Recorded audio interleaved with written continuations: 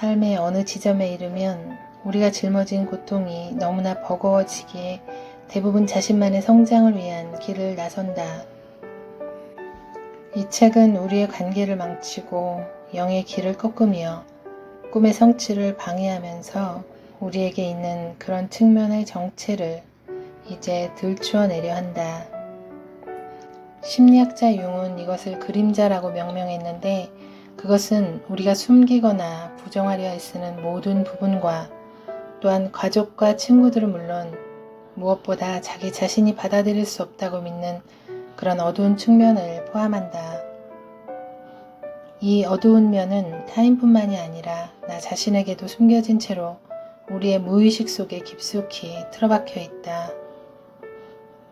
우리가 숨겨진 곳에서 받는 메시지는 뭔가 편치 않아, 난 형편없어, 난 쓸모없어 등 단순한 것들이다.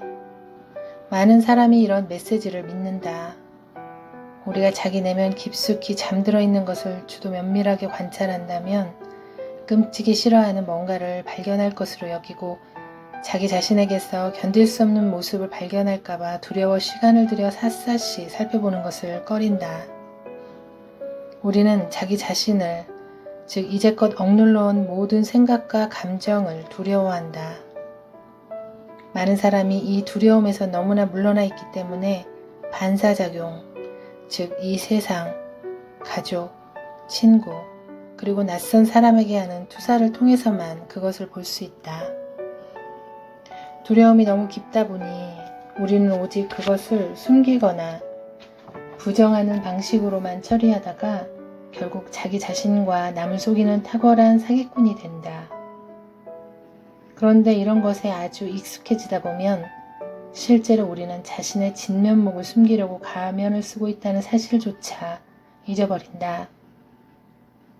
거울에 들여다 보이는 모습, 즉 우리 몸과 마음이 바로 자기 자신이라고 믿는다.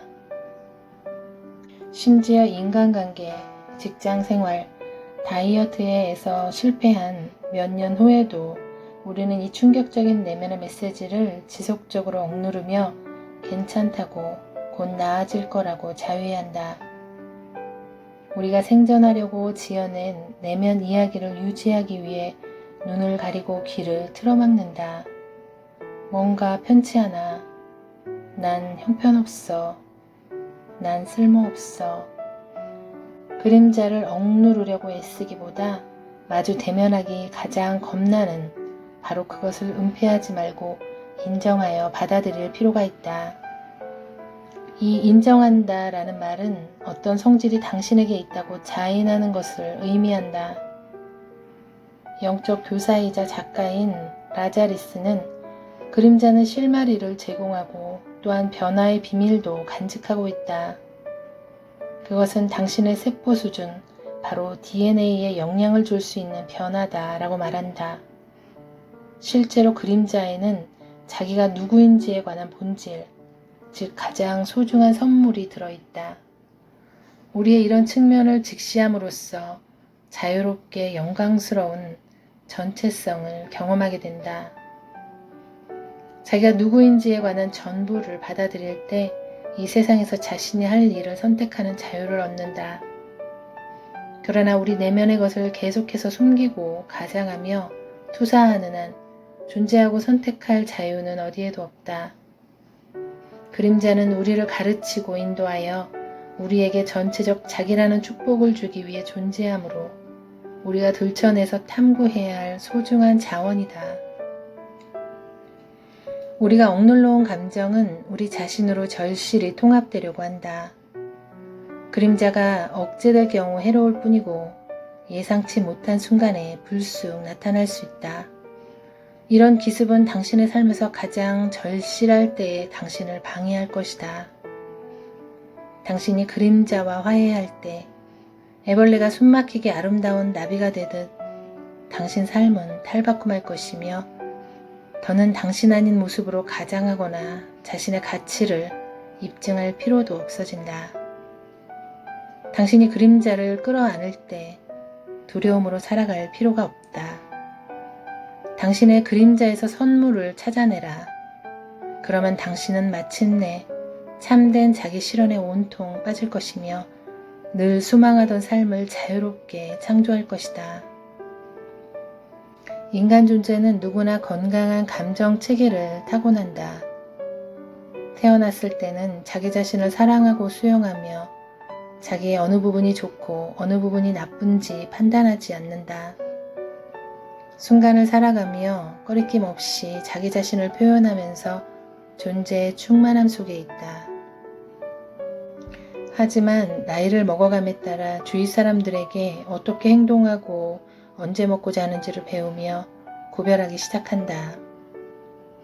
또 어떤 행동이 용인되고 거부당하는지도 익히기 시작한다. 자신의 요구에 즉각 응답이 올지 묵살될지, 주변 사람을 신뢰할지 두려워할지를 터득한다.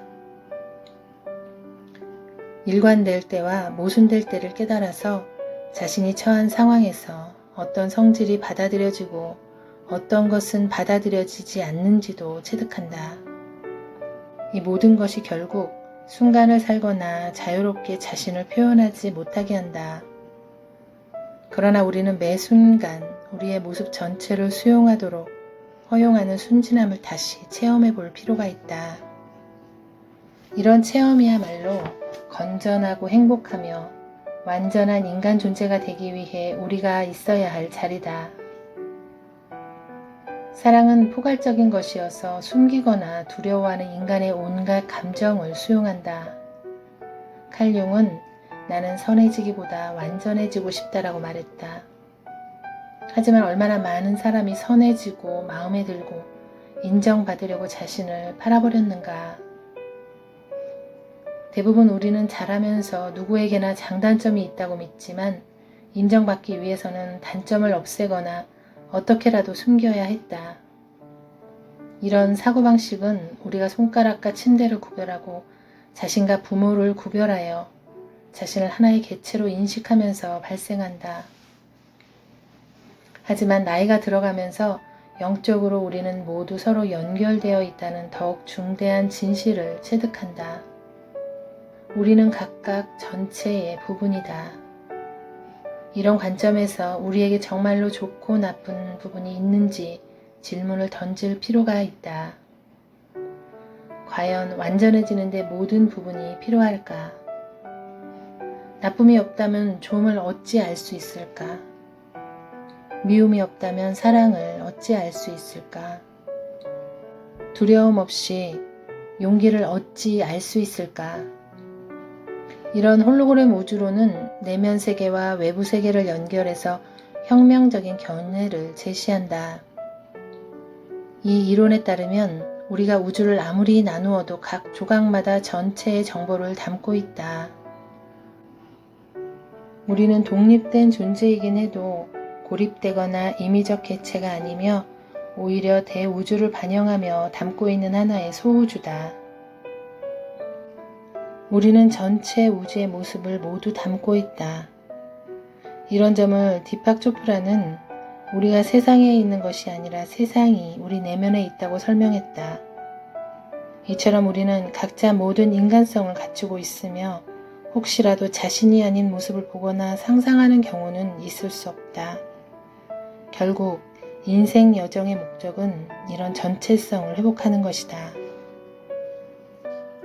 당신이 함께할 수 없는 것이 당신을 내버려 두지 않을 것이다. 즉 당신에게 모든 모습이 존재하도록 허락하는 법을 터득해야만 한다. 더군다나 자유로워지기를 원한다면 당신은 함께할 수 있어야만 한다. 이것은 우리가 자신을 향한 판단을 멈춰야 한다는 것을 의미한다. 우리는 인간이어서 결점이 있기에 자기 자신을 용서해야 한다. 대개 자신을 심판하면 자동적으로 남도 심판하기 마련이며 남에게 하는 그대로 자신에게도 하기 마련이다. 세상은 자기 내면을 비춰주는 하나의 거울이다. 따라서 우리가 자신을 수용하고 용서할 수 있을 때 남도 수용하고 용서할 수 있다. 만일 당신이 수용하지 않는 측면이 있다면 끊임없이 그 측면을 행동으로 보여주는 사람을 자신의 삶에 끌어들일 것이다. 우주는 지속적으로 당신에게 자신이 진정 누구인지를 보여주고 다시 완전해지도록 도울 것이다. 진정 자신에게 있는 모든 능력을 발휘하며 살고 싶다면 자신의 모든 특성을 동등하게 인정하고 존중해야 한다. 그릇된 인식의 거품에서 벗어나 새로워진 명료함의 흐름에 들어서야 한다. 개인으로서 우리는 인간의 모든 속성을 수용하기 위해 내면의 의식을 확장해야 한다. 만약 자신을 작은 집으로 여기고 있다면 성 전체를 품는 데 필요한 내면의 공간을 마련해야 한다. 당신은 정말로 내면의 평화를 원하는가? 만일 그렇다면 평화는 당신의 것이다. 내맡겨라. 싸움, 변명, 위장, 부정, 자기 기만을 멈추라. 당신을 둘러싸고 있는 자기 변명과 벽을 인정하라. 완벽해지려고 애쓰지 마라. 우리가 완벽해지려는 욕망 때문에 이런 벽을 쌓게 된다. 전체성을 얻고자 노력하고 어둠과 빛이 동등하게 존재하도록 하라. 만사 만물의 밝은 면과 어두운 면이 있듯이 인간도 마찬가지다. 인간이 되려면 전부가 돼야 하기 때문이다.